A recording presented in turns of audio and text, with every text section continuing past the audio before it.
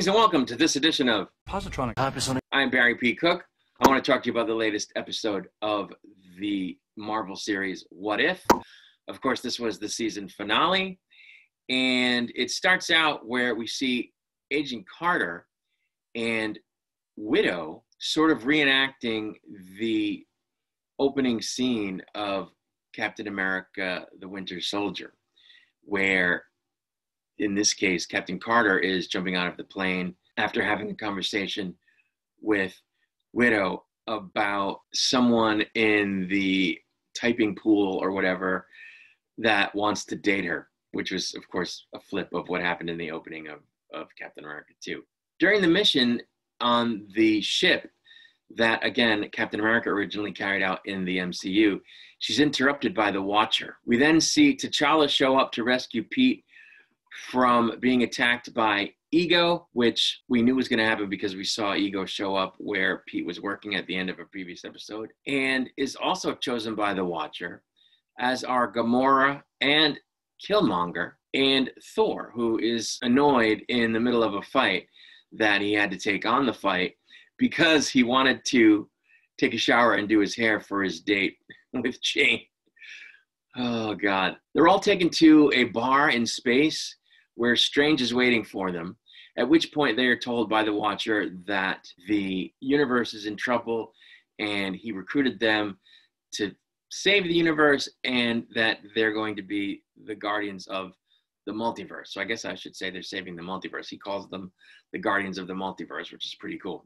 Gamora reveals that she has an Infinity Crusher that was designed to crush the Infinity Stones. So the team is taken to, I guess, Earth in the universe where only Widow and Clint had survived, and Thor sort of absentmindedly sets off some lightning and attracts the attention of Ultron, who then arrives on the scene.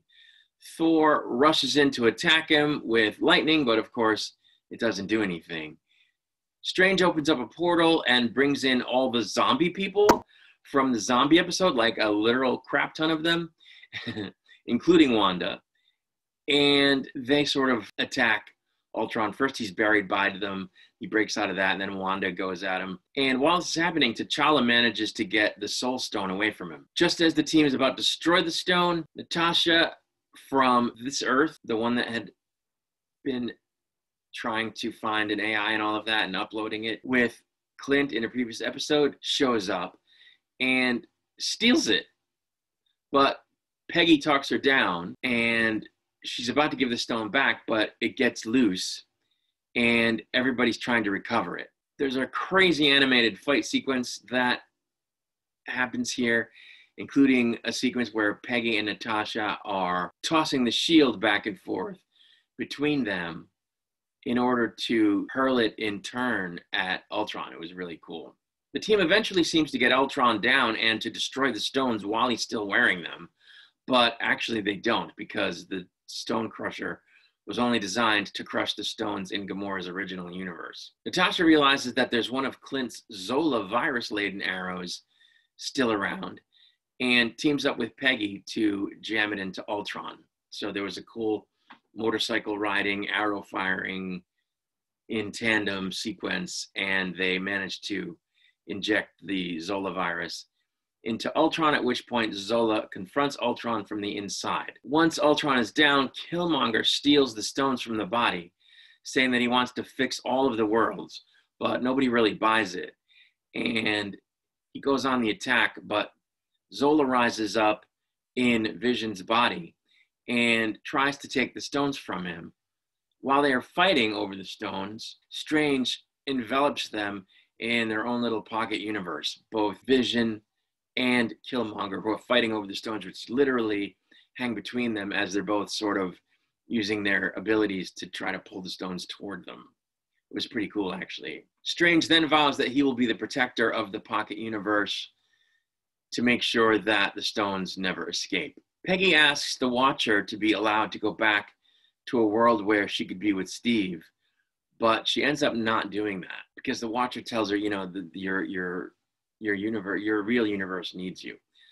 Natasha says that she doesn't want to go back to her Earth because it's gone, and she asked the Watcher to fix it, but he declines.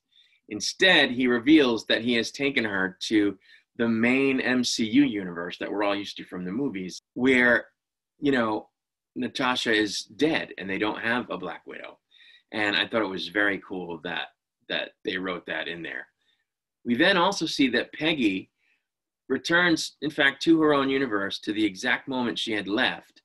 She's aboard the ship, and she's approached by her universe's version of Natasha, who takes her to her room on the ship, where she has found the Hydra Stomper from episode 1 and reveals that there's someone inside. So really, it looks like Peggy is going to get to be with Steve. How he survived all the decades, we don't know.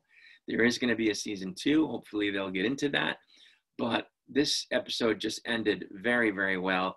And it was a great wrap up to the series, which up to this point I thought had been very uneven. There were 1 or 2 episodes before this that I thought were worthy of the what if treatment, that I thought said anything, that I thought made anybody feel creeped out, or, you know, that their mind had been blown by it, which is what if's supposed to do.